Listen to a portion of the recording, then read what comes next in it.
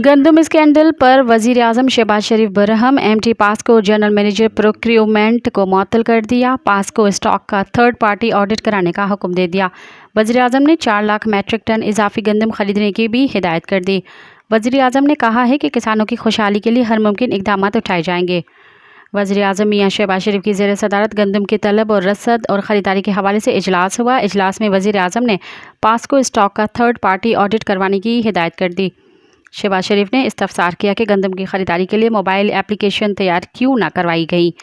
वज़ीर आज़म ने गंदम खरीदारी के अमल में टेक्नोलॉजी के इस्तेमाल की हिदायत पर अमल न करने और गफलत बरतने पर पास्को के मैनेजिंग डायरेक्टर और जनरल मैनेजर प्रोक्योरमेंट को मुअत्तल करने की हिदायत कर दी। मज़ीद ख़बरन ऐं तफ़सीलात लाइ विज़िट कयो असांजी वेबसाइट www.awamiNewsHD.com ऐं ॾिसंदा रहो अवामी न्यूज़ HD।